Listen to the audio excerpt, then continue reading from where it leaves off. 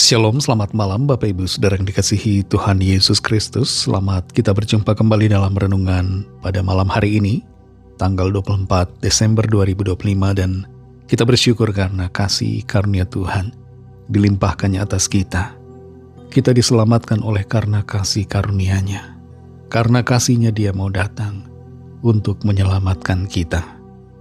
Sebelum kita mendengar kebenaran firman Tuhan, mari kita berdoa. Bapa kami yang di sorga, Bapa dalam nama Tuhan Yesus Kristus, terima kasih kami mengucap syukur untuk segala berkat kemurahan-Mu. Tuhan sudah menolong dan memimpin kami sepanjang hari ini. Kembali saat ini kami mau mendengarkan sabda firman-Mu. Urapi kami Roh Kudus supaya kami mengerti dan mentaati setiap kehendak-Mu. Dalam nama Tuhan Yesus kami berdoa. Haleluya, amin. Saudara yang dikasihi Tuhan, ayat firman Tuhan saat ini terdapat dalam Injil Lukas pasal 2, ayat 1, ayat 3-5. Tertulis demikian. Pada waktu itu, Kaisar Agustus mengeluarkan suatu perintah, menyuruh mendaftarkan semua orang di seluruh dunia. Maka pergilah semua orang mendaftarkan diri, masing-masing di kotanya sendiri. Demikian juga Yusuf pergi dari kota Nazaret di Galilea ke Yudea, ke kota Daud yang bernama Betlehem, karena ia berasal dari keluarga dan keturunan Daud, supaya didaftarkan bersama-sama dengan Maria, tunangannya yang sedang mengandung. Saudara yang dikasihi Tuhan, pernahkah saudara merasa berada dalam situasi di mana saudara terpaksa harus melakukan sesuatu karena keadaan? Mungkin mengalami mutasi kerja secara mendadak, ada kebijakan pemerintah yang menyulitkan, atau ada situasi keluarga yang menuntut kita keluar dari zona nyaman. Bahkan hal-hal yang kelihatannya tidak mengenakan seperti diberhentikan dari pekerjaan, dan situasi itu memaksa kita melakukan sesuatu yang di luar dari keinginan kita. Kita berusaha melakukan segala sesuatu. Rasanya tidak enak, dan seringkali kita bertanya-tanya mengapa hal-hal seperti ini terjadi. Ada satu hal yang perlu kita mengerti, saudara. Tuhan bisa bekerja melalui situasi keterpaksaan kita untuk memenuhi rencana Tuhan dalam hidup kita. Kita perhatikan dalam Lukas 2 ayat 1, ayat 3-5 ini. Ada perintah dari Kaisar Agustus agar semua orang mendaftarkan diri. Dengan kata lain, ada perintah untuk menjalankan sensus penduduk. Dan oleh karena itu, semua orang harus mendaftarkan diri di kotanya masing-masing. Dan demikian juga Yusuf harus pergi dari kota Nazaret ke Betlehem bersama dengan Maria yang sedang mengandung. Perintah Kaisar ini tidak bisa dibantah. Yusuf dan Maria terpaksa harus menempuh perjalanan yang jauh dari Nazaret ke Betlehem, berjarak sekitar 150 km, yang dulu ditempuh dengan berjalan kaki atau naik keledai. Dulu belum ada bus, belum ada mobil, belum ada kereta, belum ada pesawat, belum ada kendaraan yang nyaman seperti sekarang ini. Dan dalam kondisi saat itu Maria tentu merasa tidak nyaman dalam kondisi hamil besar. Yusuf pun pasti merasa kasihan dengan Maria yang harus berjuang untuk melakukan perjalanan yang jauh itu. Tapi kita melihat hal yang luar biasa di sini, saudara, bahwa keterpaksaan itu ternyata membuat mereka memenuhi rencana Tuhan.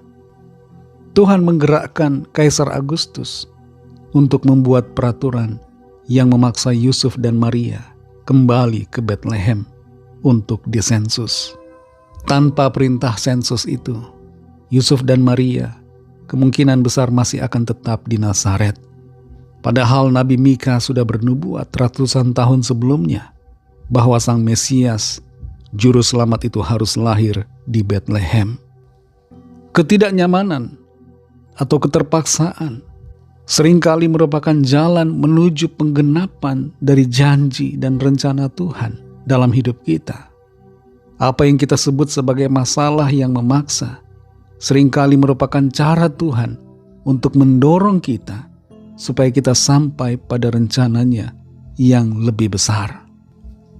Saudara yang dikasihi Tuhan, kalau saat ini ada di antara kita yang merasa sedang dalam keadaan yang sulit, atau sedang dalam keadaan seakan-akan terpaksa untuk melakukan sesuatu, untuk pindah ke suatu tempat, untuk mengerjakan suatu tugas, untuk berada dalam suatu kondisi, percayalah bahwa Tuhan turut bekerja dalam segala sesuatu untuk mendatangkan kebaikan bagi kita, yaitu untuk menggenapkan rencananya dalam kehidupan kita.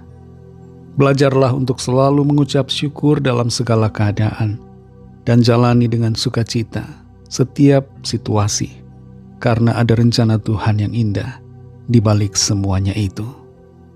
Mari kita berdoa.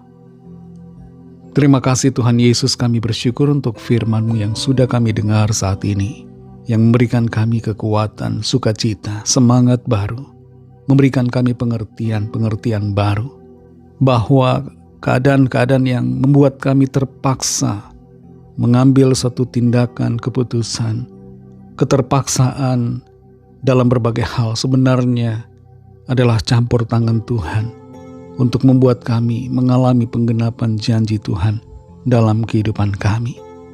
Mampukan kami untuk mengerti Tuhan dan menjalani setiap situasi dengan sukacita, dengan semangat, percaya bahwa Tuhan turut bekerja di dalam semuanya untuk mendatangkan kebaikan dan untuk menggenapkan rencana-Mu bagi kami. Terima kasih untuk firman-Mu. Berkati kami Tuhan di sepanjang malam ini. Lindungi kami dalam istirahat kami. Dan lawat setiap kami yang sakit, yang dalam pergumulan, yang putus asa, terikat kuasa kegelapan. Nyatakan kuasa pertolongan, kesembuhan, mujizat, pemulihan, pertolongan-Mu yang ajaib bagi setiap kami. Ampunilah kami akan dosa kesalahan kami, seperti kami juga mengampuni orang yang bersalah kepada kami, dan pimpin kami menjadi sempurna seturut dengan kehendak-Mu. Dalam nama Tuhan Yesus Kristus kami sudah berdoa dan mengucap syukur. Haleluya. Terimalah berkat Tuhan. Tuhan memberkati engkau dan melindungi engkau. Tuhan menyinari engkau dengan wajah-Nya dan memberikan kasih karunia. Tuhan menghadapkan wajah-Nya kepadamu dan memberikan damai sejahtera.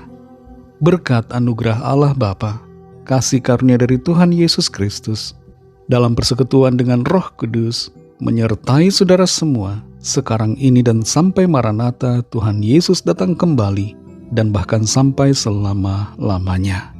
Dalam berkat nama Tuhan Yesus Kristus, haleluya, amin.